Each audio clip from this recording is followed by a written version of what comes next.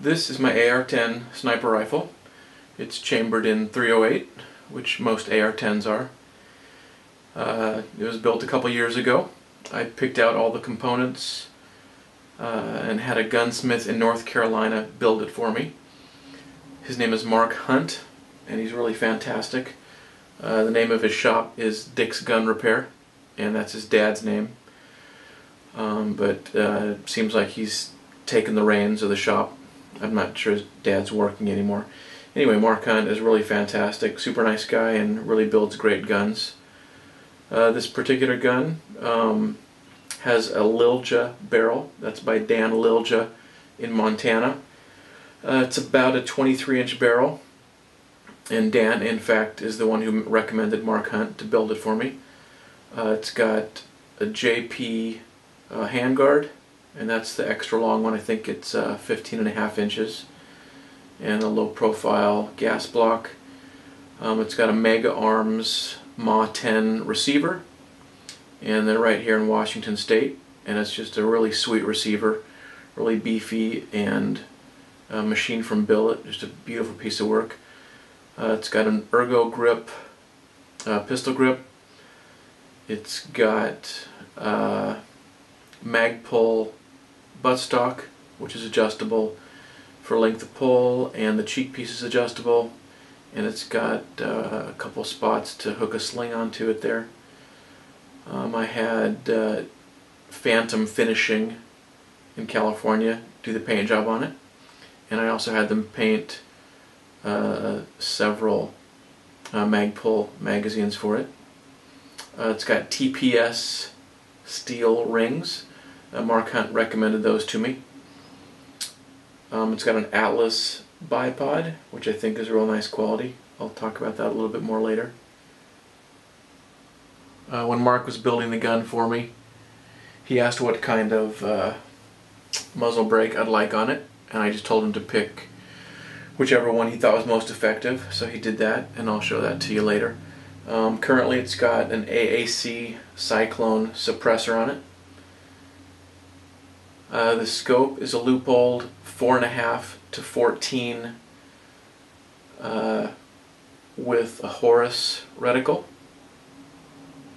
and I installed a BMG charging handle after the fact.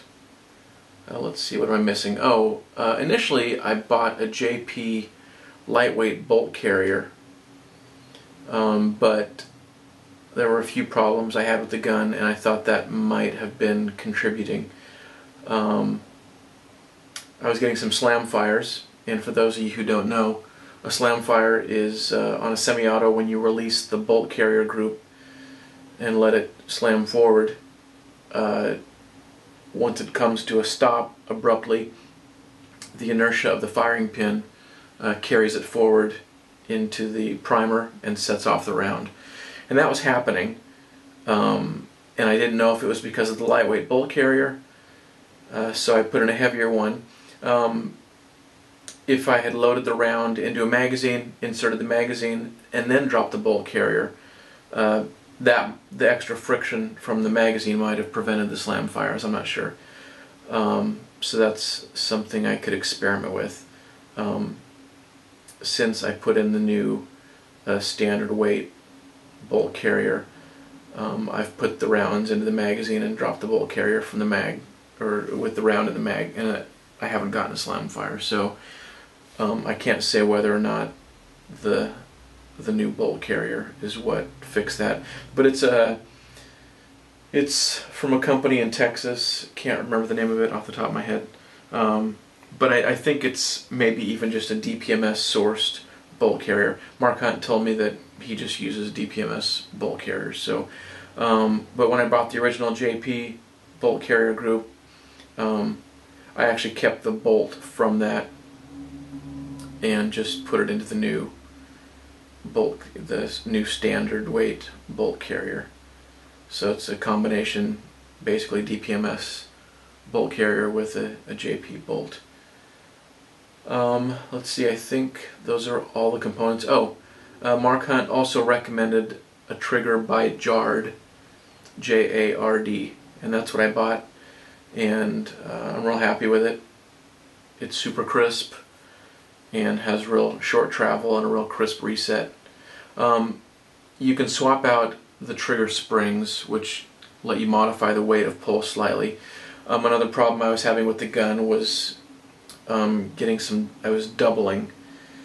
So I was firing 2 shots in rapid succession when I hadn't intended to, and I wasn't sure if that was a slam fire or just due to a bump fire, the gun bouncing off my shoulder and firing the next shot.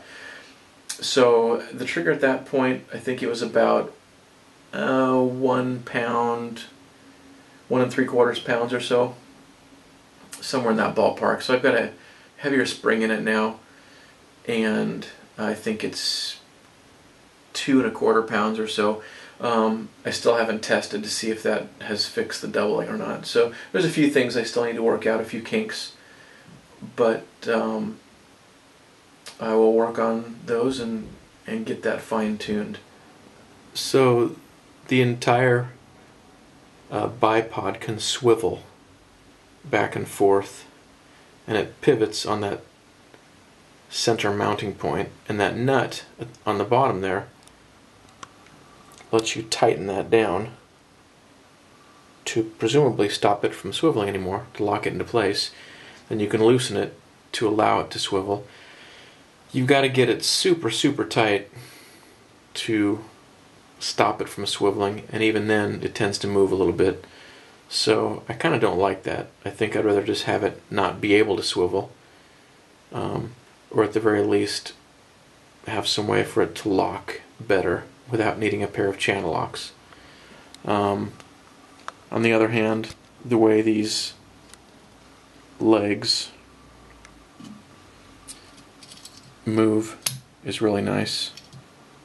You just push that button in to move it, locks there, or you can go all the way around there.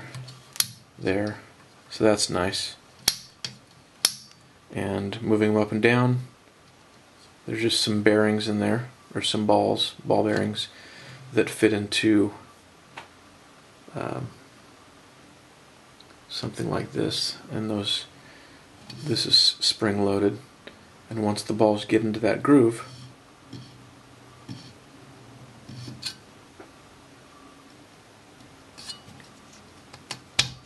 this locks back into place. That was a little stiff, but let's see. There you go. So easy to lengthen or shorten the height of the bipod. So it's a really, really nice bipod, just with the exception that this locking nut has to be super tight to keep the bipod from moving in this direction. But it's just really great craftsmanship and nice quality. That's my only complaint. It can be tough to lock that down tight.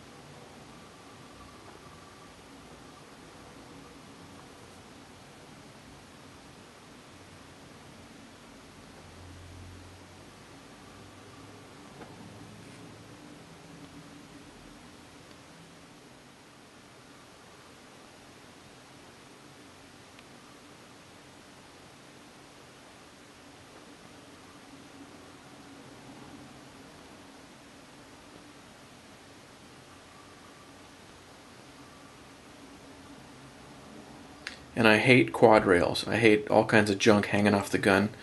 So I've just got a single Picatinny rail that I attached here, and you can attach them anywhere you want on the JP handguards. And I'll attach a sling to that at some point.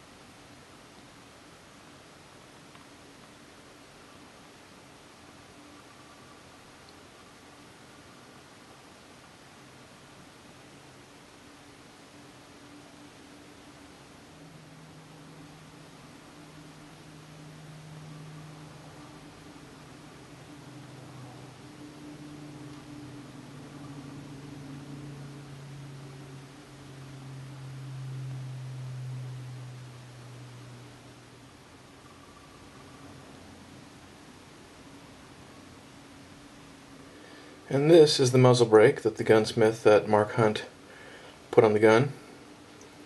It's a pretty hefty piece of steel.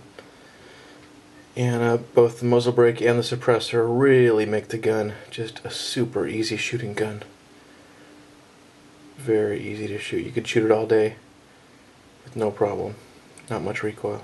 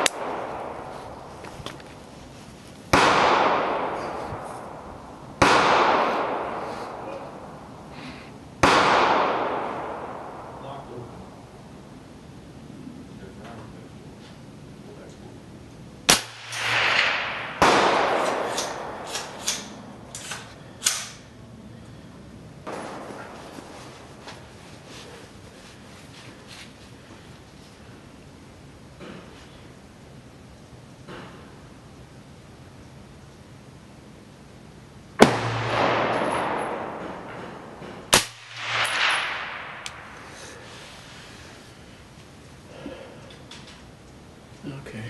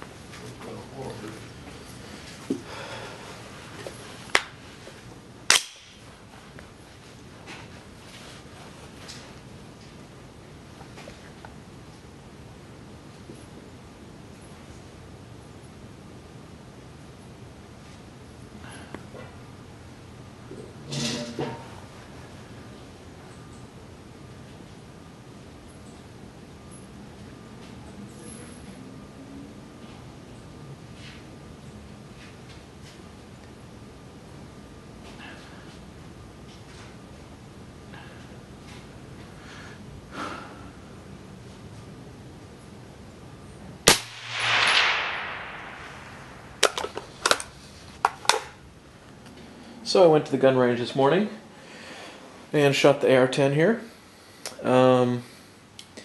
Now, a few disclaimers. I'm not a fantastic shot, not formally trained in precision riflemanship, and I'm relatively inexperienced at hand loading. These are hand loads. Lapua brass, brand new. Sierra Match King 175 grain bullets, Federal match primers, and I think, actually, what was it? 40 and a half or 41 grains. Let's see. 40 grains even of Varget powder. I'm sure an experienced hand loader would tweak these a little bit, maybe change the length, tweak the amount of powder, maybe the case prep would be a little different.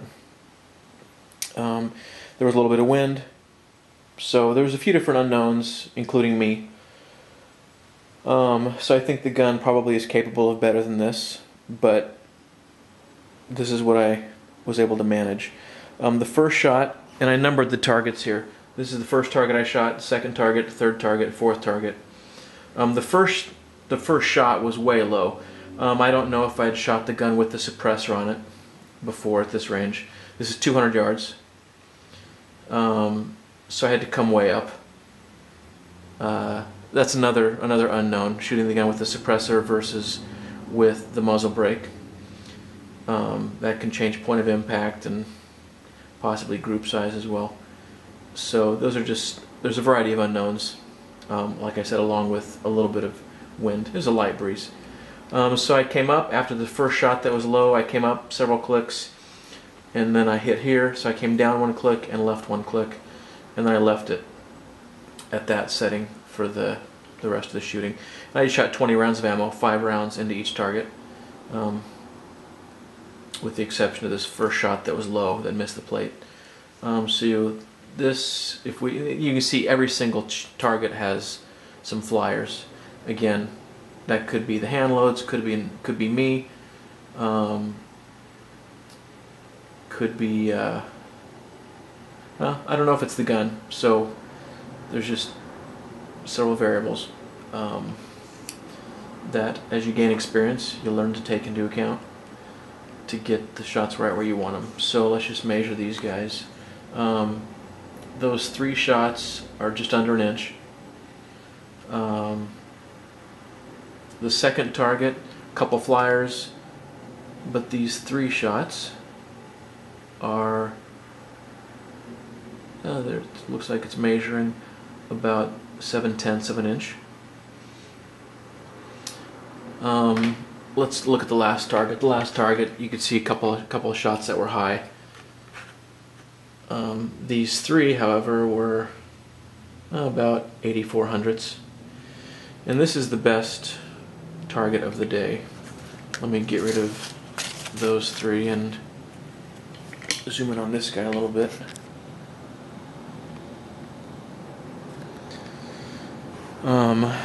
So 1 flyer and 4 shots that are pretty tight. So I'm actually really happy with this group. Again, considering the breeze, the hand loads from me, who's not real experienced, and my shooting, which isn't world class certainly. I won't be quitting my day job. The gun, by the way, was on sandbags. Normally I use the bipod and a beanbag on the rear, but I just wanted to see how sandbags would work, and they probably give you about as stable a platform as you can have. I could still see my heartbeat in the scope, and yet if we ignore that flyer, and I honestly have no explanation for the flyer, could have been me, although it wasn't obvious. When I took the shot, I didn't obviously flinch or something like that, so I'm not sure what the explanation would be. But if I measure these 4 shots, it looks to me like it's just under 3/4 of an inch. So that's 3/8 of a minute of an angle. So that's 3/4 of an inch, 4 shots at 200 yards. So that I am really, really happy with. And I honestly don't know how I could do much better than that. Again, someone who's a great hand loader and a world-class shooter. They might have all 5 of those shots in 3/4 of an inch, or maybe even in a smaller group. I don't know. But certainly right now, I would say that the gun is not the limiting factor. I would say that I and my experience are the limiting factor. Actually, let's see. Actually, I would say that's right around 7/10 of an inch. Let me bring this in a little closer. So again, that's the 4 shots. And I think that's, maybe even a little smaller. That's probably about right. And that's, you can see, under 7/10 of an inch.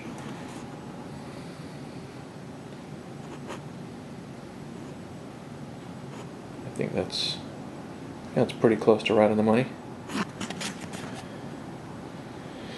So divide that in 2. So that's about 1/3 of a minute of angle. So I'm really happy with that. Other than this flyer, I don't know how I could do much better than that. So it's a pretty darn good shooting gun. Pretty darn good shooting. I'm really, really happy with that. Now if I could just do it consistently and eliminate the flyers, I'd be thrilled to death.